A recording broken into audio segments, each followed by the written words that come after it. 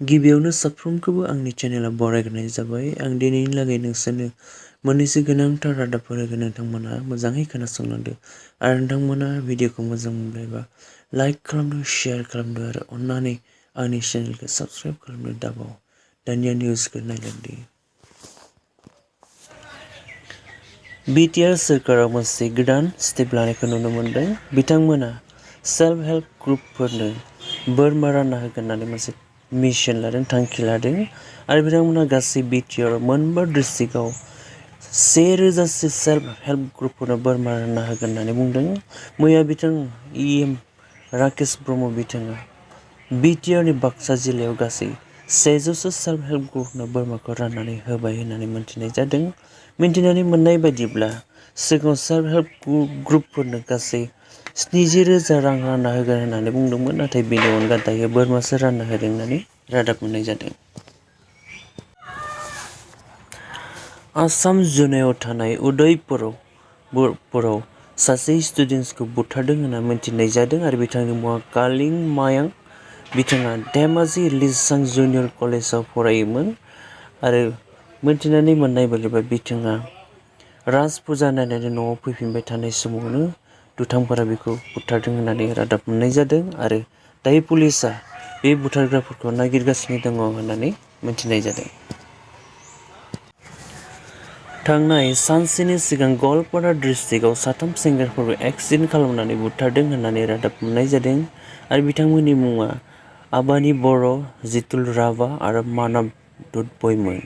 बिथांमोना राज फुजा नायनानै न'आव फैफिननाय समावनो सोरबा बिथांमोनखौ एक्सिडेन्ट खालामनानै बुथारदों होननानै रादाब मोननाय जादों।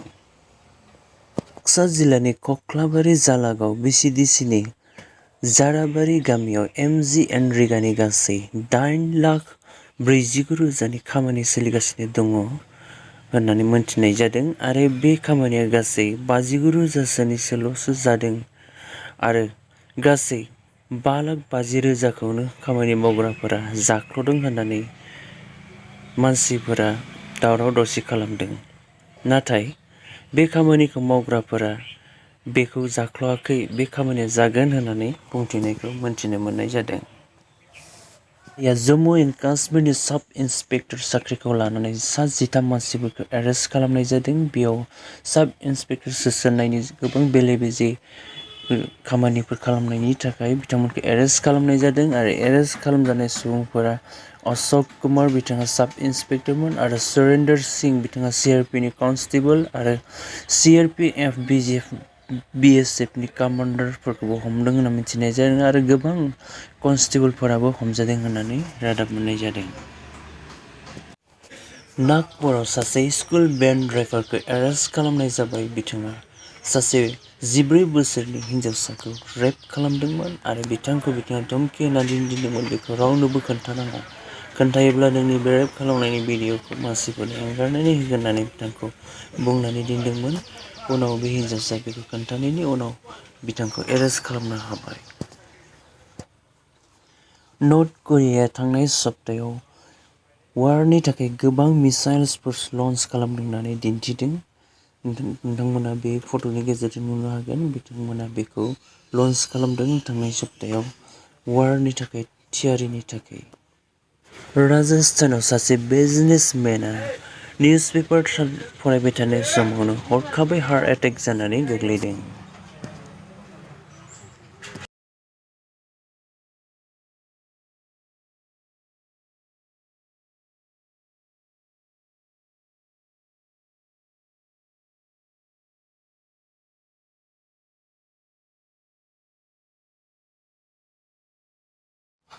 दिनैनि रादाबा एसेनोसै। भिडिअखौ फार्स्टनिफ्राय जोबनायसिमहालागै नायजोबनायनि थाखाय साफ्रोमनिसिमबो साबायखर बावहरनाय थाबाय। गोजोन्थों।